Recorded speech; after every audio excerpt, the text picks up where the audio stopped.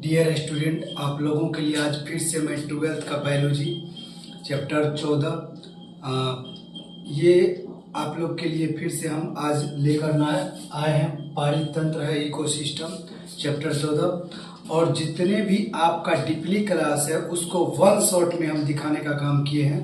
और सभी आदमी वीडियो को लाइक शेयर कमेंट जरूर करिए। और चलिए आज का टॉपिक क्या है, दी बेस्ट। और जो भी जिसको भी बायोलॉजी से डर लगता है वो बायोलॉजी से डरेगा नहीं, बहुत इजीली वे में सीखेगा। बायोलॉजी वाला आप लोग के लिए लेकर आ गए। चलिए, पारितंत्र इकोसिस्टम आज का चैप्टर है, पारितंत्र इकोसिस्टम। और जो भी क्वेश्चन है सारे जो है बायोलॉजी का VBA है, बायोलॉजी का जो है VBA है, VBA क्वेश्चन है। पारितंत्र समझेंगे, पारितंत्र क्या है। पारितंत्र जो है जीवों एवं उनके अजैविक पर्यावरण का कार्यात्मक तंत्र है। मतलब जीवों एवं उनके अजैविक पर्यावरण का कार्यात्मक तंत्र है। जीवों एवं उनके अजैविक पर्यावरण का कार्यात्मक तंत्र जो ये तंत्र है, जैसे आप लोग सुने हैं तंत्र विद्या, तो कुछ अगर अपने से नहीं होता तो कुछ तांत्रिक विद्या का भी जरूरत पड़ता है। उसी प्रकार से जैविक और अजैविक, जैविक और अजैविक।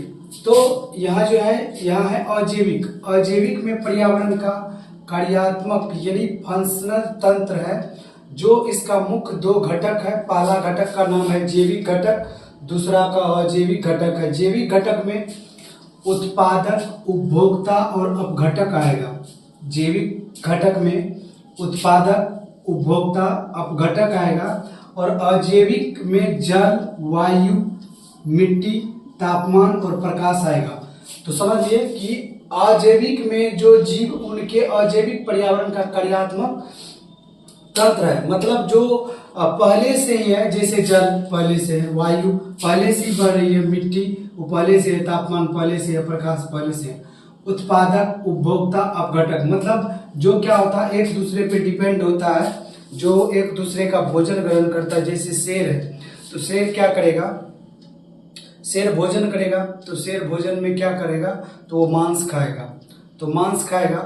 और उसके वो जो है जो मांस खाएगा, तो मांस जो है बना किसका है, तो किसका मांस बना, मान चले बकरी है तो शेर किसको खा लेगा, बकरी को। बकरी किसको खाएगा, तो बकरी है जो घास को खाएगा।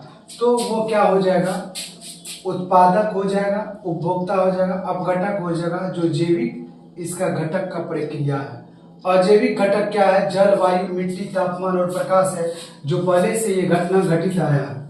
अब देखेंगे कि उत्पादकता क्या है, प्रोडक्टिविटी क्या है। प्रोडक्टिविटी जो को देखेंगे क्या है, इसमें प्रोडक्टिविटी के अंतर्गत दो आते हैं, एक है जीपीएस, एक होता है NNP।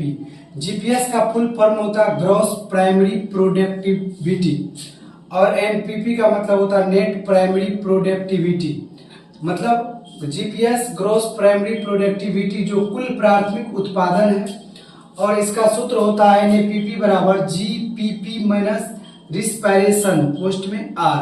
मतलब NPP मतलब नेट प्राइमरी प्रोडक्टिविटी बराबर gross primary productivity minus respiration R।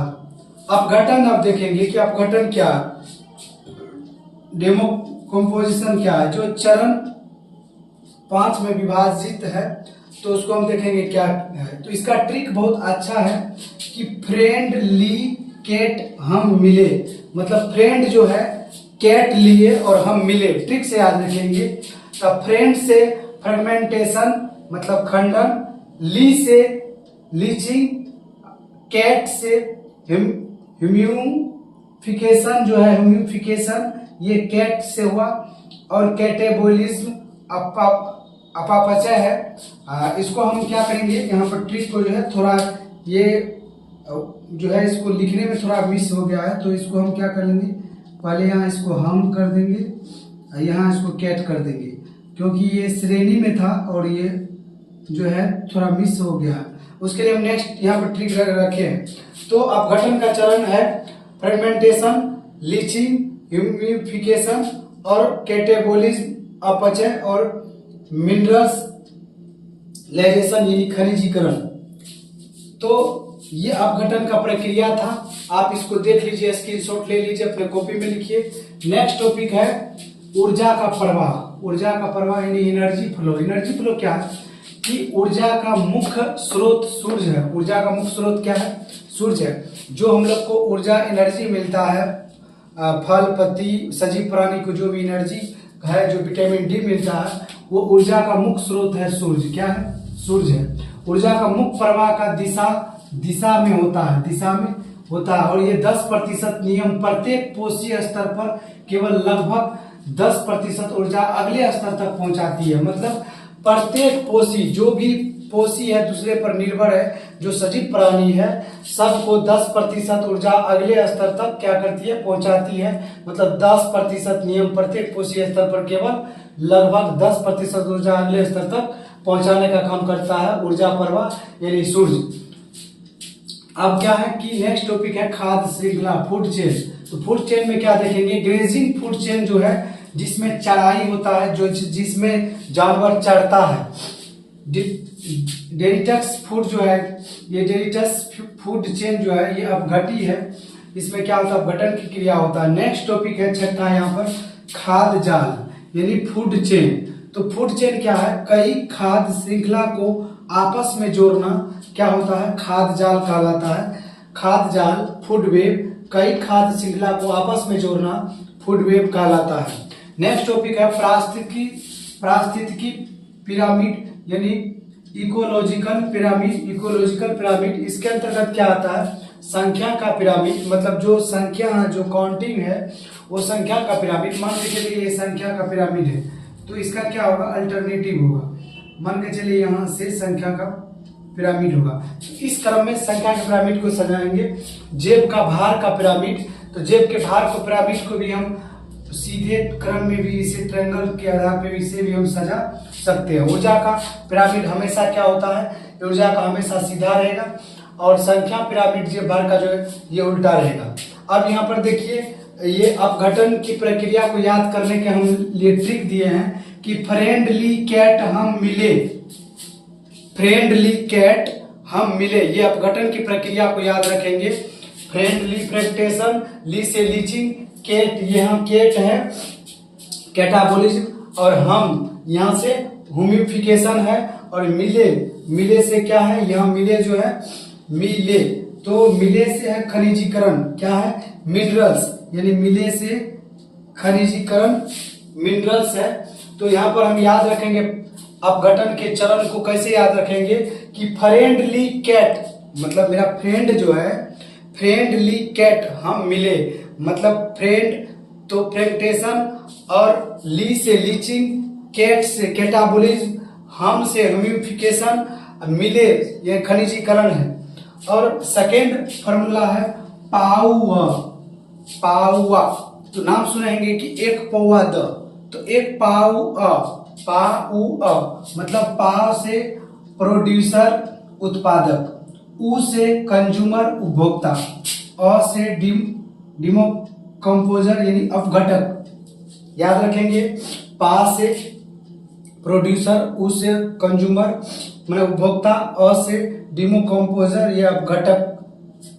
ये क्या है कि मतलब पाउआ, मतलब ये सेकेंड फॉर्मूला है याद रखने के लिए। किसको याद रखने के लिए?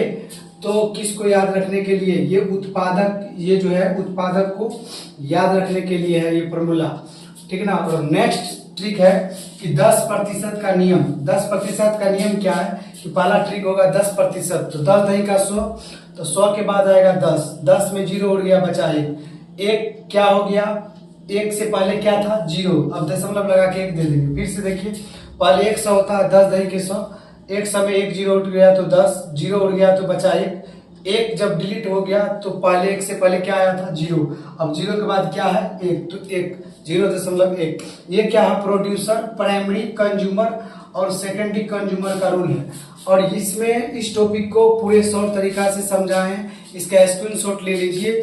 और आज थोड़ा सा तबियत दिखाए की वजह से आप लोग को उतना डीपली में चिल्ला चिल्ला के नहीं बताया है, तो आप स्क्रीनशॉट ले लीजिए। जहां दिक्कत होगा कमेंट में जरूर बताइएगा।